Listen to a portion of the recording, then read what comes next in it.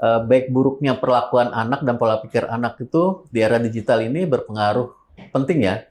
Dan itu hanya orang tua yang bisa mengontrolnya. Makanya sebagai orang tua di masa era digital ini lebih banyak belajar tentang literasi digital, tentang pengawasan, dan bagaimana cara mendampingi anak dalam bermain gadget sebenarnya. Iya.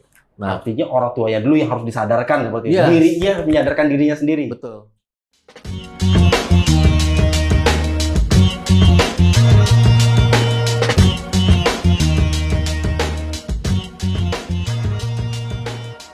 Kita ketemu lagi kawan-kawan. Hari ini kita setelah kemarin di luar ruangan, kita lagi masuk dalam ruangan kan. Bersama Yuda. Arif Game. Nah, hari ini kita kedatangan tamu yang dari tadi gemetar lantaran biasa di belakang kamera. Nah, sekarang dia berada di depan kamera. Depan kamera. Silakan diperkenalkan diri, Bang Angga.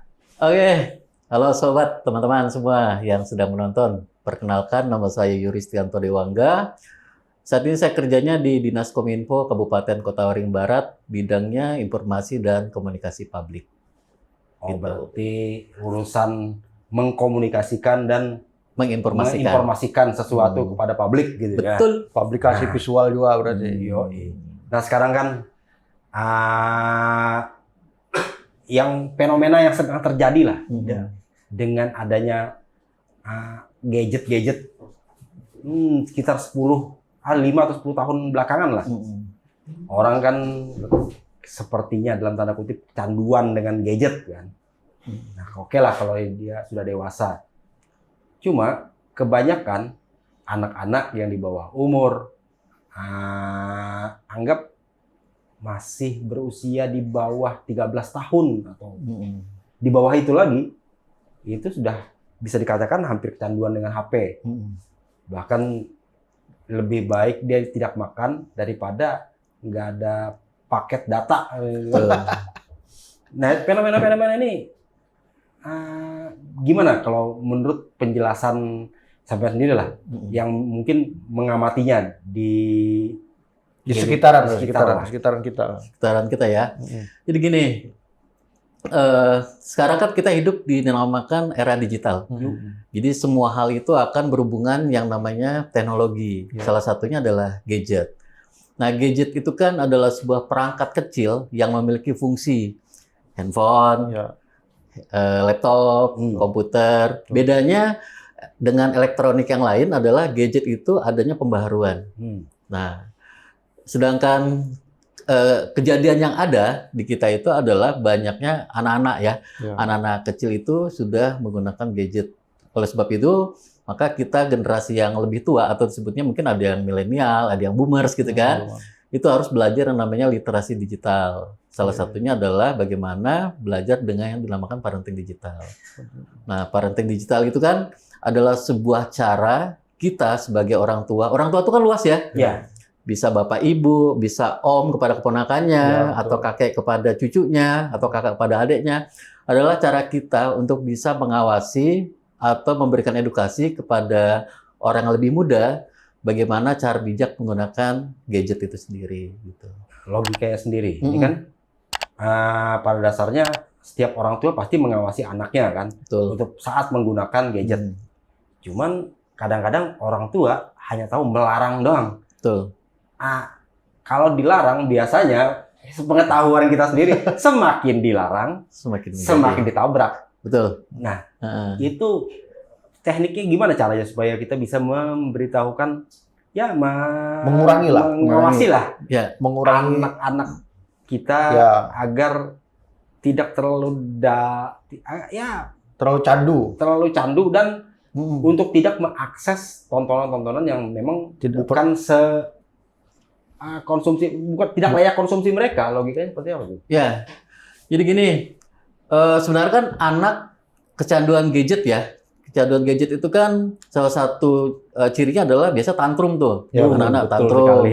Kemudian kalau anak tidak sesuai umur pemegang gadget, ada juga yang space delay biasanya. Keterlambatan membaca. Nah, kemudian fungsi otak dan perilakunya biasanya berubah. Anak-anak biasanya antisosial dan lain-lain. Nah, sebenarnya kan yang membuat anak kecanduan itu bukan gadgetnya. tapi orang tuanya yang memberikan gadgetnya untuk pertama kali, yang memperkenalkan. Betul. Makanya menurut WHO itu ada standar umur anak yang siap untuk memegang gadget. Misalkan nih, pada anak 0 sampai 5 tahun, itu secara screen time-nya atau dia menonton itu tidak boleh dia memegang. Dan menonton tayangannya pun harus dengan pengawasan orang tua. Makanya ada YouTube Kids dan lain-lain ya. Dan ada juga konten-konten yang tidak overstimulasi. Maksudnya overstimulasi itu membuat anak ketagihan untuk menonton. Nah, sebagai contoh nih, media sosial itu kan bisa diakses banyak tanpa mengenal umur. Betul. Contoh Instagram tuh. Instagram. Nah, banyak konten-konten negatif. Sebenarnya konten-konten negatif ini kan tidak bisa kita share ya, tidak bisa kita filter gitu kan.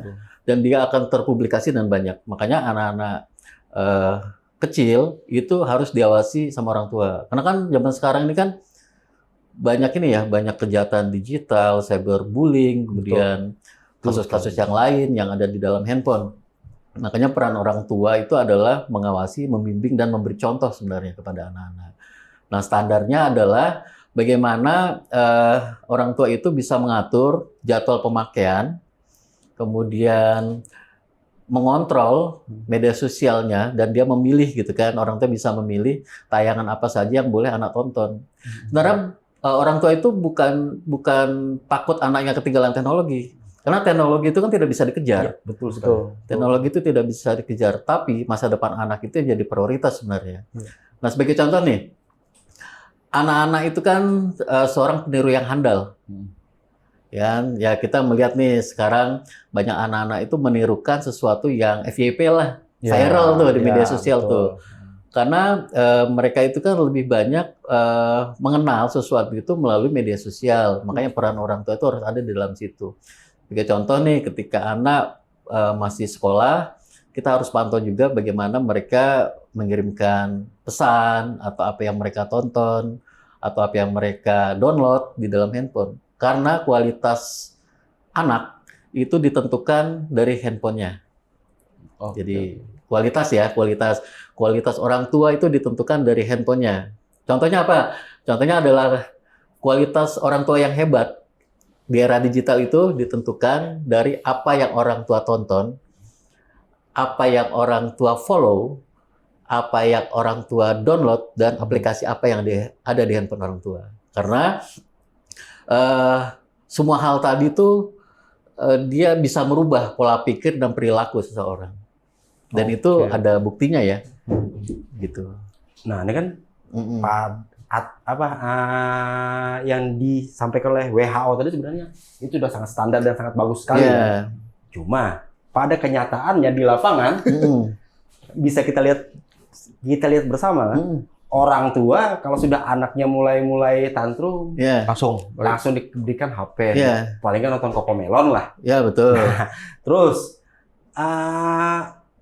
rata-rata orang tua sekarang, bukannya sekarang aja kan, dari zaman dulu juga, tidak tahan kalau sudah anaknya tantrum, apalagi di hadapan orang banyak kan, makanya dikasihkan HP. Betul. Nah, jadi kesannya bahwa yang disampaikan oleh WHO tadi mayoritas tidak dilaksanakan juga oleh orang tua. Betul. Nah, itu bisa dilaksanakan paling enggak kan harus ada istilahnya dalam tanda kutip pemaksaan kan. Ada beberapa negara yang saya ketahui, entah lupa namanya, mereka sangat melarang anak untuk memegang handphone sendiri. Nah, sementara di tempat kita kan itu sudah sangat bebas. Nah, terus gimana tanggapan seperti itu? Ya, jadi gini, orang tua kan memberikan handphone kepada anak itu ada sebabnya. Sebab yang paling sering kita dengar adalah agar anak itu diam. Tapi sebenarnya dengan membuat seperti itu berarti peran orang tua itu tidak ada di anak ya, karena anak itu kan punya masa kemasan dan masa itu tidak bisa diulang. Jadi ketika anak mulai ketagihan dengan handphone, jadi ketika dia dewasa jangan salahkan anak ketika dia bercerita di dalam handphonenya, misalkan dia curhat di media sosialnya. Kenapa? Karena anak itu merasa tidak ada peran orang tua di dalam situ. Nah, itulah makanya WHO itu membatasi umur ketika anak itu mulai bisa untuk mengontrol ataupun memegang handphonenya secara pribadi. Nah sebenarnya kan kesalahan itu bukan di anak ya, karena anak kan sebenarnya tidak tahu tuh media digital itu. Nah tapi karena orang tua kan kebanyakan dikasih handphone ya anak, tujuannya kan agar anak itu bisa lebih diam di rumah. Kemudian teman-temannya pegang handphone, anaknya enggak, dikasihlah handphone. Ya. Kemudian tidak ada mainan di rumah, karena handphone lagi kasih tuh. Nah itu yang bikin anak itu menjadi kecanduan sebenarnya. Di efek yang paling mengerikan dari kecanduan gadget ini apa sih? Banyak. Yang pertama bisa kena kejahatan digital. Oke. Kejahatan digital bisa phishing, love scamming, ada child grooming, gitu kan, banyak kan. Kemudian yang kedua pola pikir. Biasanya anak itu emosionalnya lebih tinggi. Oh iya. Nah, ketika mereka mulai ketagihan, kita ambil tuh handphonenya. Dia pasti tantrum tuh anak itu kan. Marah-marah segala macam. Nah itu dia akan emosinya biasa berlebihan. Kemudian yang kedua antisosial. Beda dengan anak zaman dulu, mungkin zaman saya. Anak zaman dulu itu susah untuk diajak pulang. Betul sekali. Nah, kalau anak sekarang itu susah untuk diajak keluar. Betul. Kan perbedaannya begitu. Nah, kalau misalkan mereka tidak bergaul dengan teman-temannya, tidak ada sosial di dalamnya, mereka akan nyaman, mereka akan merasa nyaman dengan kalau saya bilang setan gepeng ya. Setan gepeng. Ya. Apa tuh setan gepeng? Handphone. Ini setan gepeng. Jadi handphone itu kan setan gepeng. Orang bisa lupa waktu tuh dan itu kan karena mereka merasa nyaman. Tapi ketika mereka sudah merasa nyaman, mereka merasa tidak memerlukan orang lain di sekitar mereka. Mereka bisa diam, tenang di situ kan. Tapi akan berdampak pada masa-masa sesudahnya. Mungkin mereka tidak interaktif sama teman-temannya, kurang bergaul, dan yang paling sedih adalah mereka merasa tidak ada orang tua di sampingnya. Jadi peran orang tua itu bisa digantikan oleh gadget itu sendiri. Jadi sudah merasa nyaman dengan gadgetnya. Permasalahannya bukan itu aja kan. Selain anak yang kecanduan handphone, beberapa kali juga saya lihat saat berada di ruang publik lah, anaknya main kemana, orang tuanya asik main gadget sendiri. Iya. Bisa HP-nya lurus seperti ini atau HP-nya miring. Nah, itu dia. Itu tadi kan. Jadi orang tuanya juga kecanduan gadget juga. Betul. Nah, kalau menurut penelitian, menurut gen ya, karena kita kan di dunia ini kan mengenal sekarang 7 gen, terakhir gen beta. Gen milenial itu adalah gen yang dia termasuk dalam tipe kecanduan gadget, dan mereka lebih interaktif dengan gadget. Karena gen milenial itu tahun 1981 ke bawah ya sampai 96 sampai 96 loh. Enggak, 80. Iya, 80 sampai 96. Karena mereka itu kan adalah di masa transisi antara media konvensional dan media digital. Iya, betul. Umur-umur segitu mereka lebih aktif di handphonenya. Berbeda dengan anak Gen Z dan Gen Alpha. Kalau Gen Alpha ini kan adanya Gen Z ya. Mereka itu disebut dengan digital native namanya. Gen digital native, yaitu gen yang hidup di zaman-zaman teknologi. Nah, mereka itu tidak terlalu dominan gitu untuk memegang handphone sebenarnya anak-anak itu. Yang mempengaruhi mereka adalah orang tuanya. Karena orang tua tuh biasanya melarang tapi mencontohkan. Jangan contoh gini nih. Ya, betul. Di rumah nih. Udah jangan main handphone terus gitu kan. Tapi dia tetap aja main handphone gitu kan. Sambil ngomong jangan main handphone tapi megang handphone. Main handphone. Nah, masalahnya untuk menyadarkan anaknya sendiri, orang tuanya juga kecanduan gadget. Betul. Nah, jadi ada nggak entah siapa gitu kan, mau badan atau apalah. Ini kayaknya kalau misalnya dibiarkan seperti itu ya percuma juga. Gimana caranya bisa melakukan digital parenting dengan baik dan benar? Orang tuanya sendiri juga termasuk orang tua labil juga. Tapi yang di zaman dulu tuh lah, kalau di zaman kami, ulun kan di 90 ke atas lah kan. Tua sudah lah. Jadi di zaman itu kan kita kalau waktu masih SD itu kan belum ada terlalu banyak gadget kan, kita game konsol. Game konsol. Nah, di game itu tuh kita bukannya malah memang kecanduan di game itu. Cuman dari game itu kita banyak belajar. Contoh, di game itu kami dulu sering memainkan yang namanya game Harvest Moon. Pasti semua pernah tahu tuh dengan game Harvest Moon. Jadi di game itu, namanya game itu kan nggak ada tuh bahasa Indonesia. Betul. Isinya tuh semua bahasa Inggris. Jadi kami yang memainkan game itu mengenal yang nama-namanya bahasa Inggris, yang nama-nama buah, nama-nama sayur, nama-nama tempat, nama-nama alat. Mengenal tuh dari itu, game itu. Tapi kalau di zaman yang sekarang, banyak game sebenarnya, cuman itu tuh dipakai buat ibaratnya memperlihatkan diri. Oh, aku yang paling hebat, kayak gitu. Ya. Yang di zaman sekarang. Tapi kalau yang di zaman dulu tuh malah banyak sisi positifnya. Dari belajar itu tadi kita tahu cuma bahasa Inggris apa segala macam. Bapak Arif mungkin positifnya lantaran situ yang mengalami. Orang tua sampean juga kan pasti iya zaman bahari itu kayak gitu juga kan. Apakah ini merupakan keberlanjutan kekhawatiran orang ini mungkin perkiraan saya apakah ini merupakan keberlanjutan kekhawatiran orang tua yang dulu juga dikhawatirkan oleh orang tua kita ke kita nah sekarang kita lagi yang mengalami sebagai orang tua jadi khawatir sebenarnya kata anak-anak mungkin wah ini kami belajar dari sini nanti kalau mereka sudah jadi orang tua mereka aku melakukan yang sama juga pada anak-anak mereka jadi apakah ini bukan hanya ketakutan berlebihan karena kita saat ini sudah mengalami fase sebagai orang tua. Ya. Jadi gini ya, menurut AAP ini ya, AAP itu American Academy Pediatric tuh. Jadi menurut penelitian mereka itu tidak ada handphone yang membuat anak pintar. Tidak ada. Jadi kalau memang ada handphone yang membuat anak pintar, maka belilah handphone yang paling mahal. Betul. Yang bikin pintar itu adalah cara mereka mengelola. Misalkan mereka belajar menggunakan gadget, mencari atau misalkan mendengarkan, gitu kan. Misalkan dia bikin konten, gitu kan, dialihkan ke sana. Jadi tidak ada gadget yang membuat anak pintar. Itu menurut AAP ya, menurut AAP. Karena kalau misalkan cara mengelolanya salah, maka perilakunya akan salah. Karena kan tidak semua tontonan itu bisa jadi tuntunan. Betul sekali. Nah, tidak semua tontonan itu bisa menjadi tuntunan. Nah, kendalanya adalah banyaknya orang tua itu yang tidak mau belajar literasi digital. Iya. Nah, sangat tepat. Nah, karena kan mungkin anaknya belum kejadian gitu. Jadi ketika suatu saat nanti anaknya kena kejahatan digital misalkan atau kena cyberbullying gitu di media sosial. Terus siapa yang disalahkan? Apakah yang bikin handphonenya atau handphonenya atau orang tuanya yang memberikan handphone untuk pertama kalinya. Kan begitu tuh. Jadi basic awal yang kita kenalkan ke anak ya. Ini kita ngomongin anak.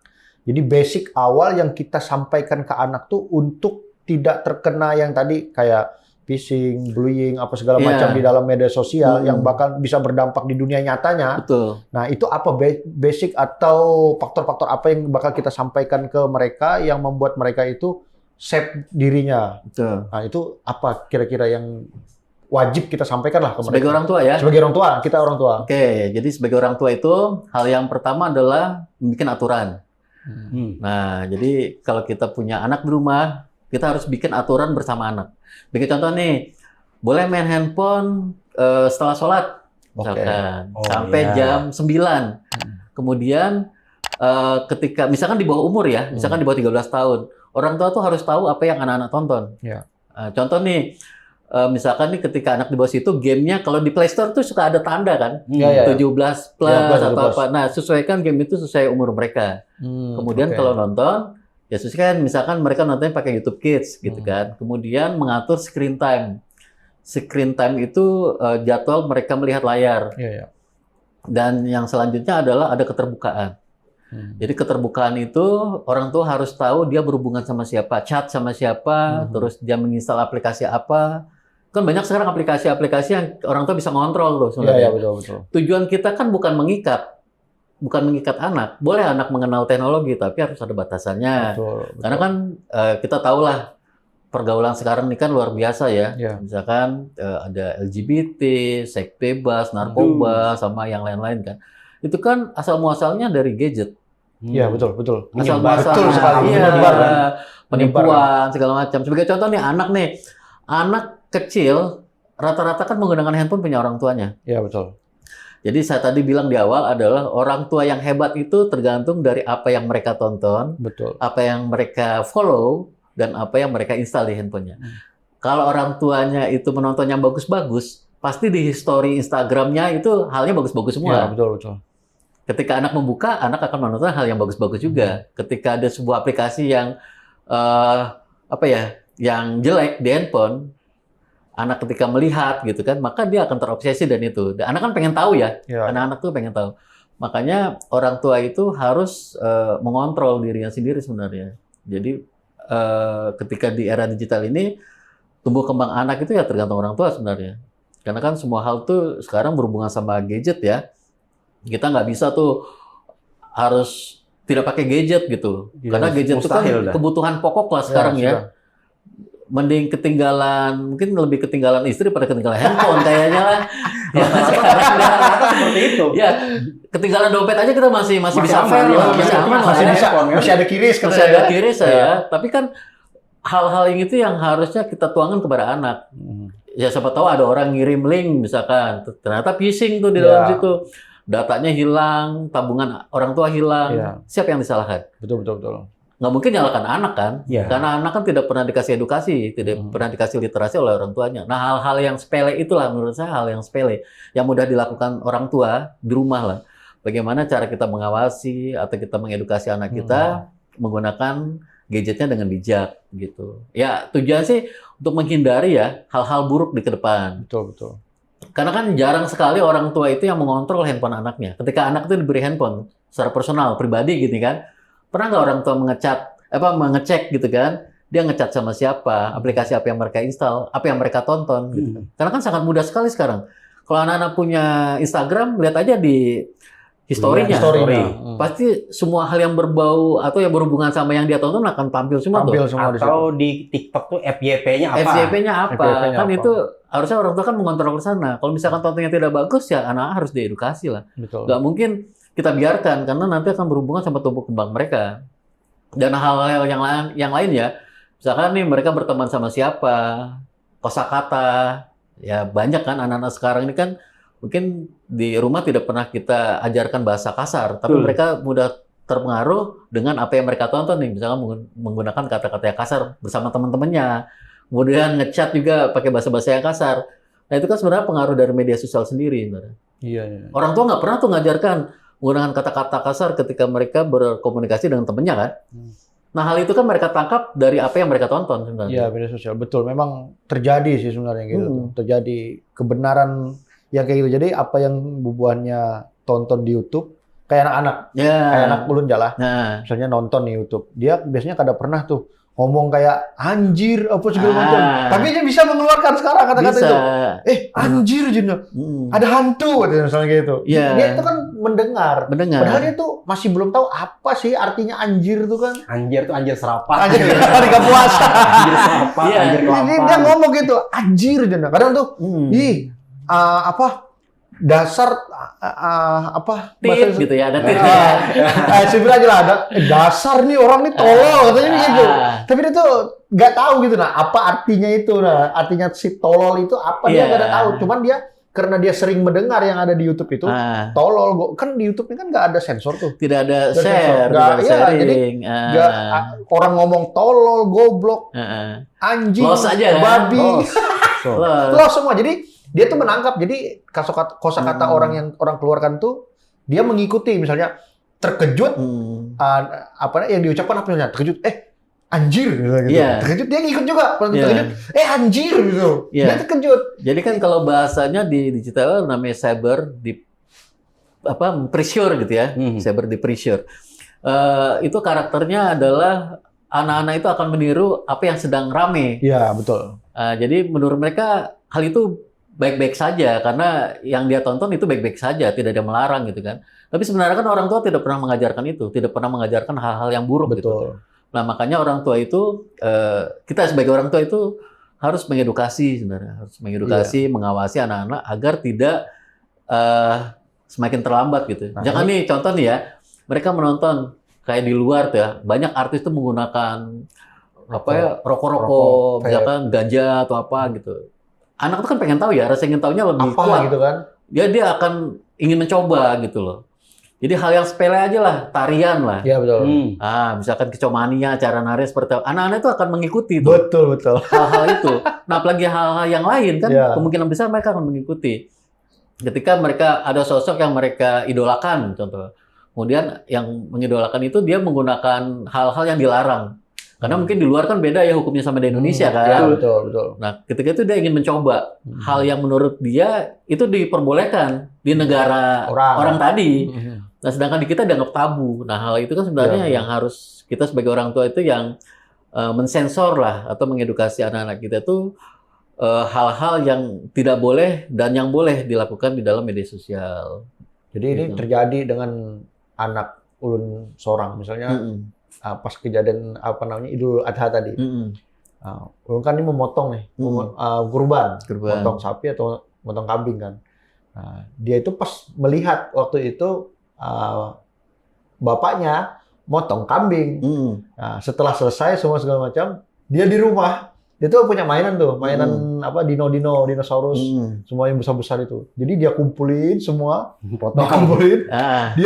Dia kan itu ada mainan lading mainan itu kan. Dia ngikut ya. Allah Akbar. Perhatikan. Ngapain, Dek? Ini kurban dino katanya. Abah kan kurban kambing, Dedek dino aja katanya. Jadi dia ngikut. Oh, kataku dia lebih cepat nangkap dia. Terus mamanya bersihkan ikan. Kan ada juga tuh mainan ikan dia. Dia ikut juga kan bersih. Ngapain, Dek? Bersihin ikan katanya. Nah, jadi aku pikir kalau ini kita tidak luruskan berdampak bahaya sebenarnya. Berdampak bahayanya di mana? Misalnya dia kan tahu nih hal ini takut-takutnya nanti ada kucing lewat digoroknya kayak gitu. Itu dia. Makanya kan peran orang tua itu sangat penting ya. Apalagi dalam tumbuh kembang anak. Kita kan lebih banyak mengedukasinya di ruang digital di era digital. Sebagai contoh nih, game online ya. Anak-anak muda sekarang kan lebih suka tuh main game online tuh. Game online itu kan masuknya media sosial karena ada interaksi di dalam situ. Nah, kalau misalkan ada beberapa kasus tuh, jadi mereka tuh anak-anak itu udah kecanduan lah di handphone, mereka sering berinteraksi melalui media sosial tadi lewat game online. Kemudian karena tidak ada peran orang tua di mereka merasa nyaman tuh dengan orang yang anonim tadi tuh. Cacat, lama-lama nanti akan jadi love scamming. Ya, betul. Kirim-kirim foto, karena mereka udah nyaman tuh kirim-kirim foto. Nanti foto itu akan dikembalikan sebagai media pengancaman biasanya. Nah, makanya kan kita sebagai orang tua harus ngasih tahu tuh anak-anak tuh game apa yang mereka boleh mainkan, standar umurnya, kemudian nanti ketika mereka chat, orang tua harus tahu mereka chat apa yang mereka kirimkan. Karena kan apa yang kita unggah di media sosial itu tidak bisa langsung dihapus. Betul. Dan mereka akan disimpan di dalam situ. Walaupun kita hapus secara manual ya, masih ada arsip-arsipnya. Pasti ada arsip-arsipnya. Bisa charge lah ya kan. Itu akan tersimpan. Makanya kan anak kita itu ketika mereka menggunakan media sosial, contohnya TikTok nih ya. Kalau kita tidak edukasi, mereka bisa aja joget-joget yang aneh-aneh di media sosial. Tujuannya apa? Tujuannya mungkin mendapatkan followers, banyak yang nge-like. Tapi kan dampak ke depannya, ketika mereka nanti sudah dewasa, sudah tua, melihat bakal malu sendiri. Gitu tuh. Kan dampaknya ke belakang itu yang sebenarnya bahaya. Contohnya kita lah, podcast di pertama. Sampai di sini, kita lihat lagi, dokumentasi podcast yang sebelum-sebelumnya. Malu Malu sih nonton ini. Nah, mungkin terakhir Bang Angga. Ini kan untuk anak-anak, oke lah, peran orang tua tuh harus ya paling nggak bisa mengarahkan anaknya bagaimana untuk mengkonsumsi konten digital yang baik dan benar. Itu adalah tugas orang tua. Nah, mungkin kalau untuk anak-anak sih rasanya kita tidak perlu memberikan pesan terlalu banyak ya, lantaran itu adalah tugas orang tua masing-masing. Mungkin ada pesan bagi orang tua lah. Orang tua, terutama orang tua yang masih kecanduan gadget. Oh, jadi gini, sebenarnya pesannya simpel aja. Baik buruknya perlakuan anak dan pola pikir anak itu di era digital ini berpengaruh penting ya. Dan itu hanya orang tua yang bisa mengontrolnya. Makanya sebagai orang tua di masa era digital ini lebih banyak belajar tentang literasi digital, tentang pengawasan, dan bagaimana cara mendampingi anak dalam bermain gadget sebenarnya. Nah, artinya orang tuanya dulu yang harus disadarkan seperti itu. Dirinya menyadarkan dirinya sendiri. Betul. Jadi orang tua di era digital ini kan harus melek teknologi yang pasti. Harus melek teknologi. Jadi mereka harus bisa belajar. Kan sekarang banyak sekali aplikasi-aplikasi yang orang tua bisa mengontrol kok gadget anaknya. Misalnya dia tidak bisa download aplikasi yang tidak sesuai dengan batasan umurnya. Nah, orang tua bisa mengontrol banyak sekali dalam aplikasi kan banyak gratis ya. Misalkan kita menggunakan apa ya? Google Link ya, Google Link, Family Link. Ya. Nah, kita bisa menggunakan Family Link. Family Link. Kemudian ada beberapa aplikasi-aplikasi lain yang tujuannya sebenarnya bukan mengikat anak atau menjauhkan anak dari teknologi, tidak. Tapi bagaimana peran orang tua sebagai pelindung anak di era digital ini berfungsi ya untuk mengedukasi, membina dan mengawasi anak-anak di dalam dunia digitalnya gitu. Oke, jadi sebenarnya kan selain anak-anak yang kita khawatirkan sendiri kan, yang paling krusial itu adalah bagaimana menyadarkan orang tuanya agar dia sendiri tidak kecanduan gadget dan mengkonsumsi hal-hal yang bakal memicu yang anak negatif lah. sendiri berlaku negatif dan tanda kutip dalam konsumsi gadget itu sendiri kan. Betul. Yang orang kacau, tuanya yang harus orang tua punya gadget di dalamnya semua situs judol, aplikasi itu judol, combo maut. Itu paket komplit katanya. yang paling bawah lagi scroll ada aplikasi pinjol. Iya. Ya, itu yang paling bahaya tuh. Yang paling bahaya sih sebenarnya iya peran orang tua yang tidak ada di dalam kehidupan anak. Ya. Jadi ketika dari kecil anak sudah dibiasakan memegang gadget misalkan ya, tujuannya agar anak itu bisa lebih anteng ya di rumah ya. Karena orang tua kan biasanya bahagia ya. Ketika anak anteng di rumah main handphone gitu kan. Terus orang tua bisa beraktivitas sebenarnya. Orang tua zaman sekarang tuh lebih bahagia biasanya. Tapi ketika suatu saat nanti anak itu hanya bisa curhat di media sosialnya, jangan salahkan anaknya. Iya, betul. Tapi salahkan selama diri sendiri. Kemana dia selama ini? Kan begitu tuh. Memang sekarang tuh kalau apalagi anak-anak yang dari TK menuju ke jenjang sekolah SD atau dari SD ke SMP, itu memang kita perlu banget mendampingi. Betul. Apa yang mereka katakan harus kita dengar, apa yang mereka tanya harus kita jawab. Pokoknya harus kita bimbing seandainya dia bertanya, ini hasil ulun di sekolah misalnya.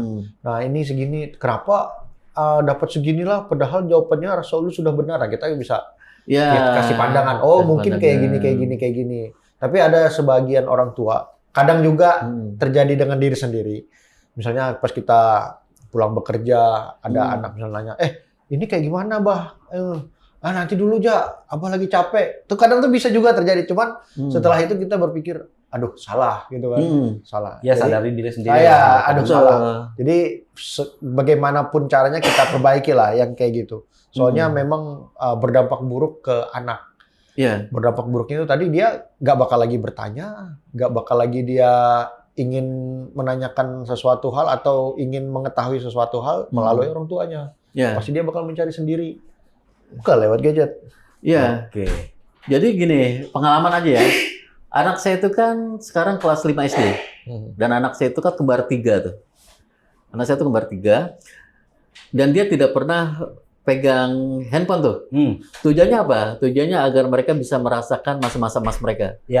Bermain sama teman-temannya. Dan kenangan itu tidak bisa dilupakan. Betul. Kalau kenangan cuma main gadget, mungkin ketika di SMP, SMA dan kuliah mereka akan menggunakan itu. Tapi masa-masa emas itu hal-hal yang spesial lah. Tidak ada spesial. Makanya ketika masa-masa transisinya, ketika masa anak-anak itu, mereka lebih banyak bermain di luar tuh. Banyak sih cerita dari teman-temannya. Kenapa orang tuanya nggak sayang, nggak dikasih gadget gitu kan? Betul. Nah, tujuannya bukan karena nggak sayang, tapi karena masa-masa emas mereka jangan sampai dilewatkan. Jadi biarkanlah mereka bermain bola sama teman-temannya, atau mereka berkumpul, bercanda dan teman-temannya gitu, tanpa adanya gangguan dari handphone. Jadi membiasakan ada rumah, misalkan lagi makan nih, ya gadgetnya dipinggirkan dulu, makan sama-sama bareng, ngobrol, cerita sama anak, biar anak merasa bahwa peran orang tua itu ada di situ.